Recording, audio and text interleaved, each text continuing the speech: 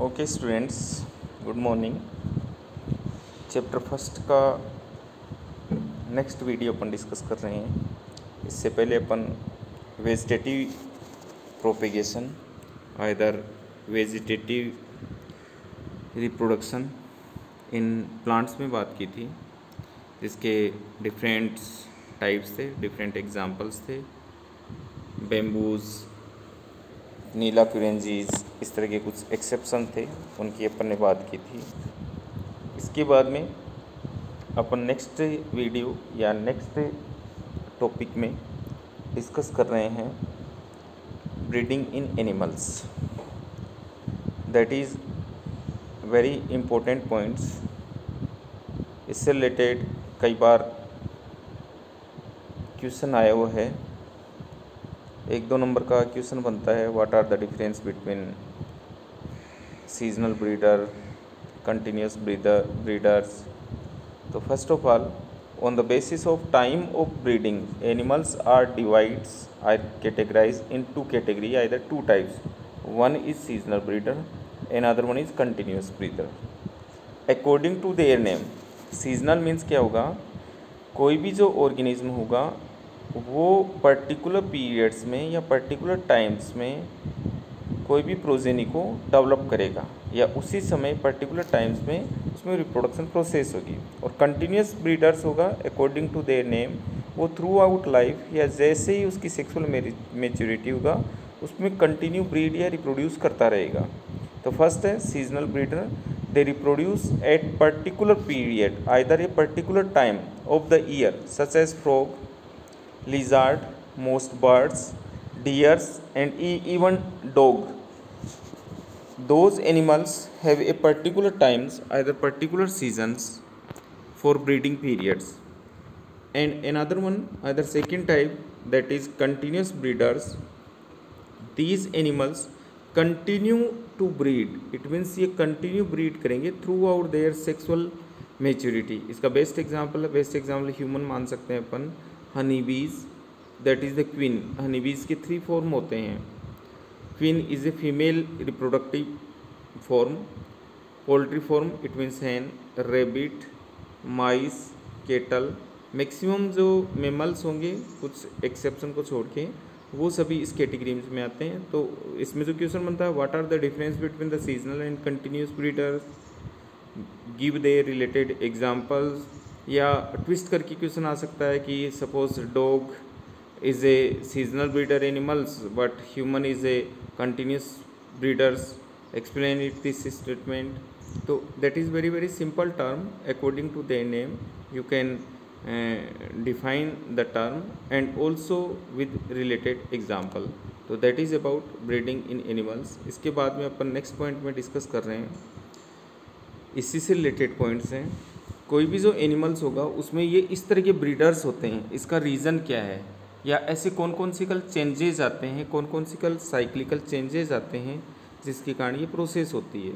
तो generally mammals अपने आप में एक क्लास है कोर्डेटा की, और उस मेमल्स में 16 ऑर्डर हैं।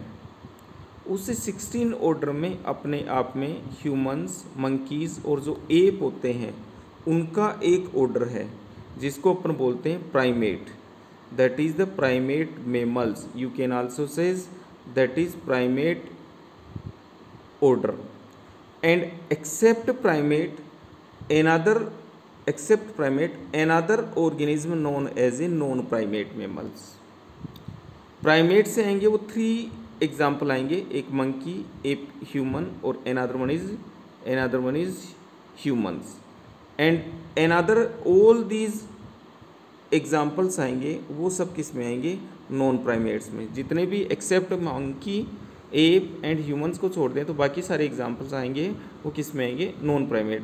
तो जनरली जो साइक्लिकल चेंजेस होता है रिप्रोडक्शन पीरियड्स में या after the puberty in the females, ये जनरली बात होगी, ये फीमेल्स की बात होगी।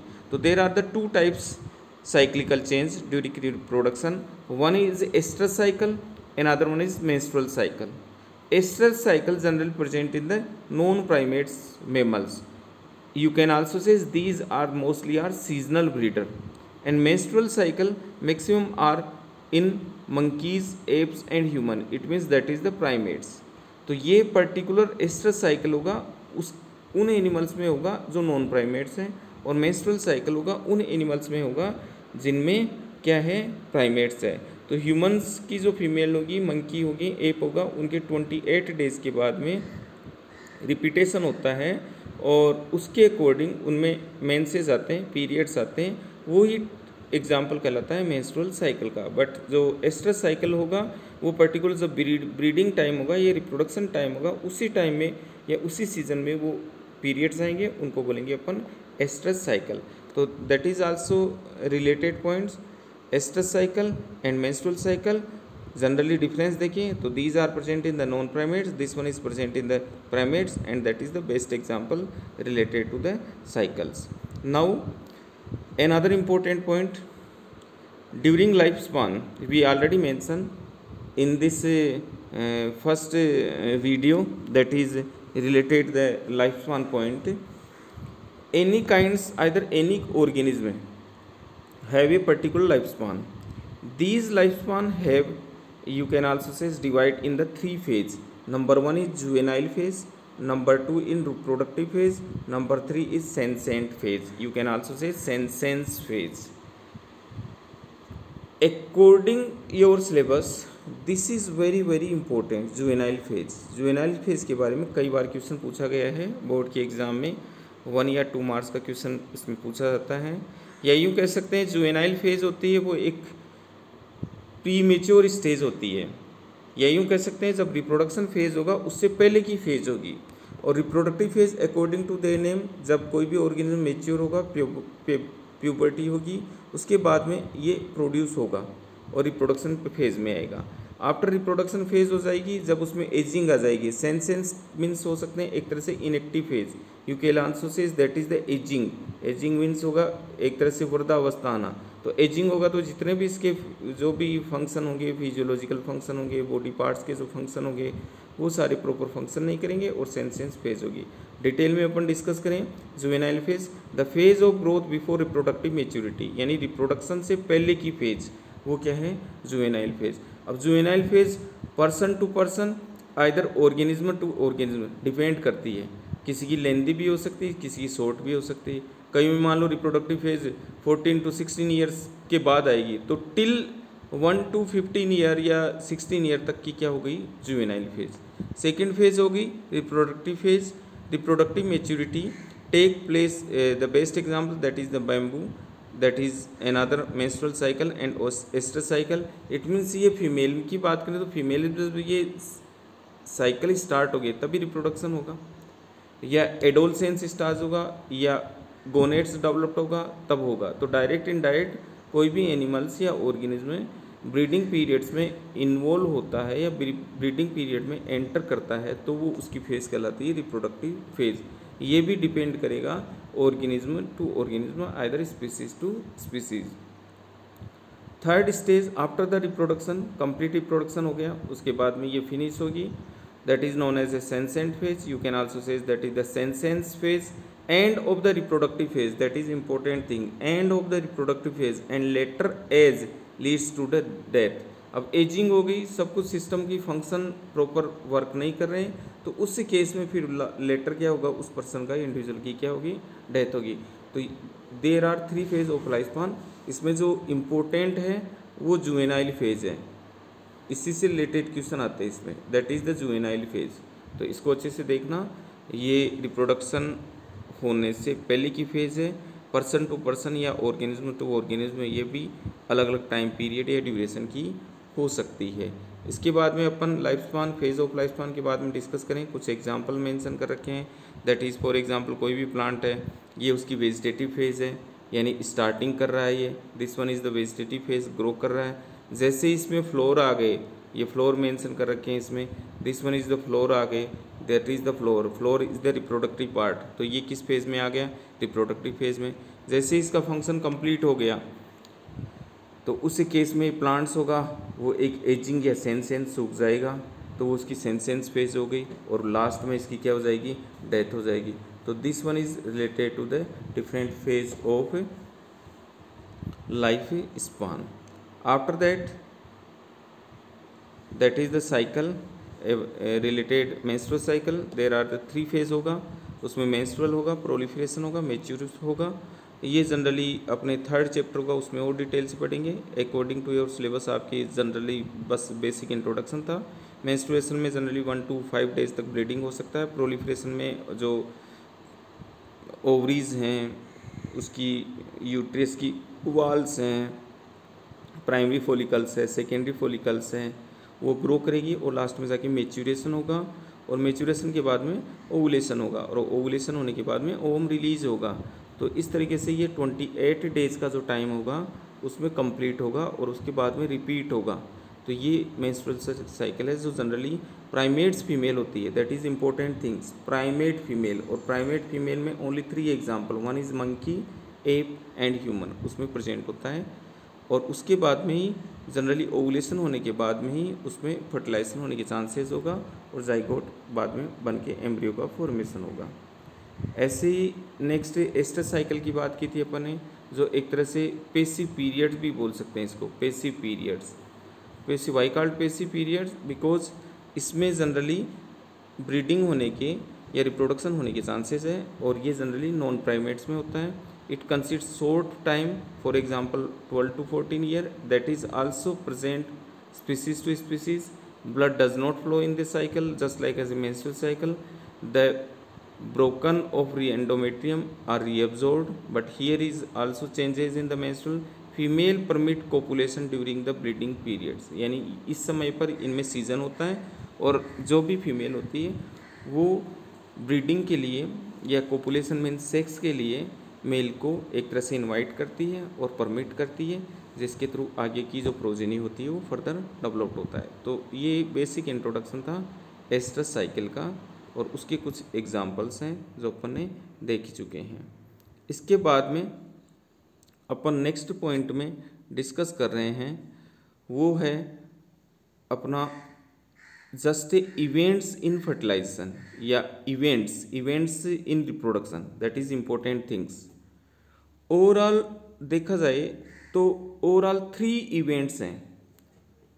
रिप्रोडक्शन की बात करें या सेक्सुअल रिप्रोडक्शन की बात करें, इवेंट्स की बात करें, इवेंट्स हेडिंग अपनी जो है वो है इवेंट्स किसके, sexual reproduction, events of sexual reproduction, sexual reproduction. और उसके 3 है। Number 1 this one is pre fertilisation events and number 2 होगा वो होगा फर्टिलाइजेशन इवेंट्स एंड नंबर 3 होगा post fertilisation events. There are the 3 events of sexual reproduction. Number 1 is pre-fertilization events, number 2 is fertilization events and number 3 is post-fertilization event. Short में अपन summarise करें, pre fertilisation यानी ऐसा event जो fertilisation होने से पहले का। फर्टिलाइजेशन इवेंट्स की बात करें जिसमें क्या होगा, according to the name fertilisation होगा यानी फ्यूजन होगा किसका, गेमिट्स का, गेमिट्स आर फ्यूज। और थर्ड होगा वो होगा पोस्ट फर्टिलाइजेशन इवेंट्स, यानी उसमें फर्टिलाइजेशन क्या होगा, होने के बाद का जो स्टेप होगा, क्या क्या प्रोसेस होगा उनकी बात करेंगे। तो अभी फर्स्ट लेते हैं, that is the pre fertilisation. Pre fertilisation events यानी फर्टिलाइजेशन होने के पहले के इवेंट्स। फर्टिलाइजेशन होगा तो गेमिट बनेंगे या गेमिट फ्यूज्ड होंगे, लेकिन गेमिट फ्यूज्ड होने से पहले क्या क्या तैयारी होनी है, गेमिट आए कहाँ से, उनकी बात करेंगे, किस तरीके से प्रोसेस होता है, वो सब पॉइंट देखेंगे। तो इसमें देर आर 2 स्टेप्स प्रेजेंट होंगे। एक जो स्टेप होगा वो होगा गेमेटोजेनेसिस और दूसरा जो स्टेप होगा वो होगा gamete transfer. Number 1 is gametogenesis and number 2 is gamete transfer. Gametogenesis का मीनिंग होता है गेमेट का बनना यानी फॉर्मेशन ऑफ द गेमेट, और गेमेट ट्रांसफर का मीनिंग होता है जस्ट जो बने हुए गेमेट है उसका ट्रांसफर होना, यानी एक तरीके से ट्रांसफर हो जाना। तो गेमेटोजेनेसिस में अपन पॉइंट डिस्कस करेंगे तो वो पॉइंट होगा just that is derive from 2 word, one is गेमिटो and other one is genesis. गेमिटो means gametes, genesis means formation यानी गेमिट का बनना। गेमिट का बनना भी आपको पता है कि 2 टाइप के गेमिट होते हैं, एक होता है sperm that is the male gamete and another one is ovum that is the female gamete. तो स्पर्म का बनना जो प्रोसेस होगी वो कहलाएगा स्पर्मेटोजेनेसिस और ओवम का बनना जो प्रोसेस होगी वो कहलाएगी क्या, ऊजेनेसिस, दैट इज ऊजेनेसिस। तो there are the two steps occur in the gametogenesis. You can also says that is gametogenesis further divide in two part. One is spermatogenesis and another one is oogenesis. Okay, तो अभी अपन आगे discuss कर रहे हैं इसको, gametogenesis क्या है. अब गेमेटोजेनेसिस में the process of formation of the male and female gametes that is known as a gametogenesis.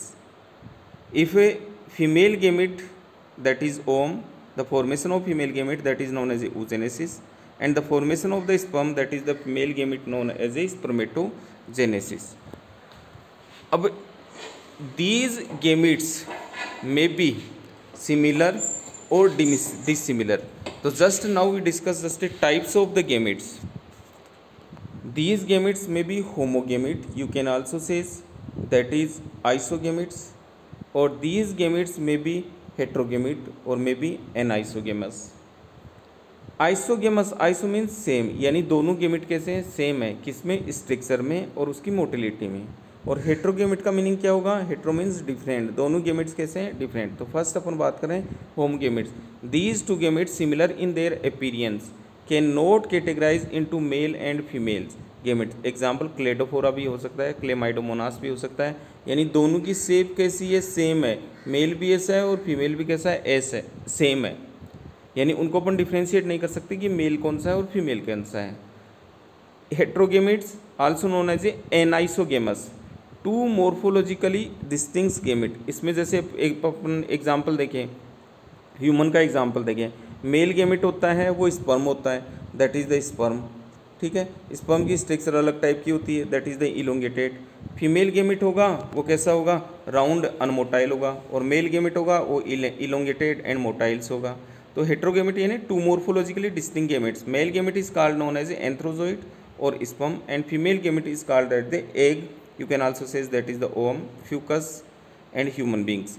तो ये बेसिक स्ट्रक्चर है जो जस्ट टाइप्स ऑफ गेमिट्स की बात कर रहे हैं, किस तरह की गेमिट्स होते हैं. Generally two types, one is isogamous, you can also say homogametes, and other one is anisogamous that is heterogametes. After some important term related to sexuality of organism, number one is homothelic.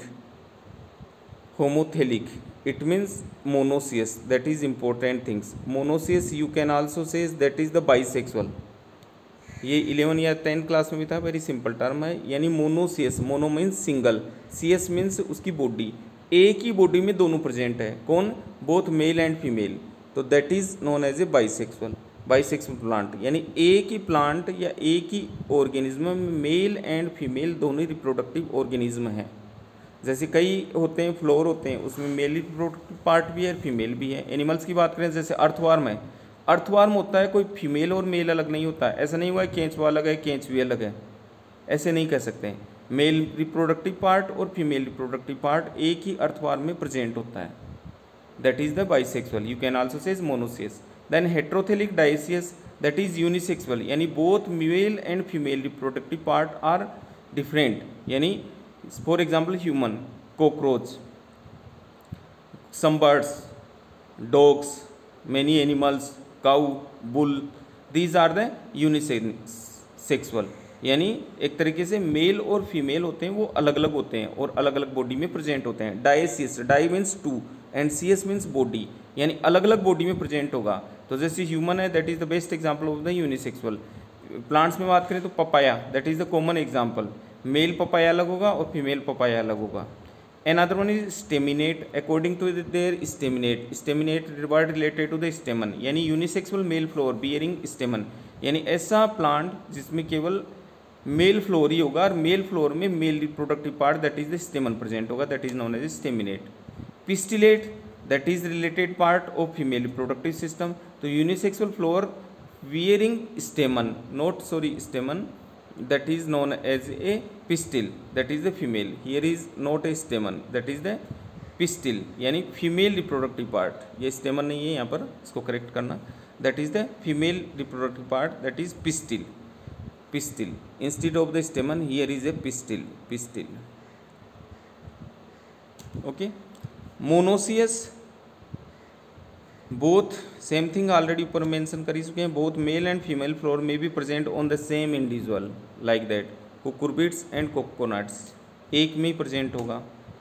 Dioecious both male and female flowers में भी present in the separate, example papaya and palm. इसमें जो question आता है वो ऐसा आता है, papaya is dioecious and cucurbits is monoecious, why, या एक्सप्लेन इट। ट्विस्ट करके क्वेश्चन आ जाता है। कॉमन एग्जाम्पल है, या date palm and papaya are dioecious example and coconut and cucurbits are involve in the monoecious organism, why, explain this statement. तो very simple things है, ये कुछ टर्मिनोलॉजी थी, आगे के जो चैप्टर डिस्कस करेंगे उसमें काम आएगी, तो इनको अच्छे से देखना। That is about the sexuality in organism में। तो ये प्लांट से रिलेटेड जो सेक्सुअलिटी थी उससे रिलेटेड बातें थी। इस में आज के इस वीडियो में अपन ने मेंशन किया है कुछ बातें जो कि सेक्सुअलिटी थी, और इससे रिलेटेड कुछ एग्जांपल्स हैं। That is the unisexual organism, that is the papaya flower, hibiscus example, that is also bisexual organism, you can also say monoecious, कुछ एग्जाम्पल दे रखे हैं। another one is staminate and pistil, that is also example। अर्थवाम की बात की जो एक hermaphrodite bisexual organism है, human है वो यूनिसेक्सुअल है, यानी अपन आइडेंटिफाई कर सकते हैं कि लड़का कौन सा है और लड़की कौन सी है, उनकी बात कर सकते हैं। तो इस वीडियो में अपन बात किए थे। इसके बाद में एक पॉइंट और था जिसमें अपन एम्ब्रियो बनने से पहले की जो इवेंट्स है वो प्री फर्टिलाइजेशन इवेंट्स था। तो उसके बाद में जो दो इवेंट्स और बचेंगे, एक फर्टिलाइजेशन इवेंट्स और एक पोस्ट फर्टिलाइजेशन, उसकी बात अपन नेक्स्ट वीडियो में शेयर करेंगे। इसको साथ साथ पढ़ते रहना, यूट्यूब जो लिंक भेजा जा रहा है उसको कंटिन्यू देखते रहना। पसंद आए तो उसको लाइक भी करें और साथ साथ क्लास में नोट्स भी बनाते रहें। अपने जो क्लासमेट्स हैं जो कनेक्टेड नहीं है उनको भी ये चीज़ बताते रहें, और ज़्यादा से ज़्यादा इसको अच्छे से पढ़ें, रीड करें। रिलेटेड एनसीईआरटी की जो लाइन टू लाइन मेंशन दी हुई है उसको पढ़ें, पीछे जो क्वेश्चन दिए हैं उनको मेंशन करें, और किस तरह से क्वेश्चन आते हैं उनको भी अपने लेवल पे समझ के उसका करने का प्रयास करें। Thank you.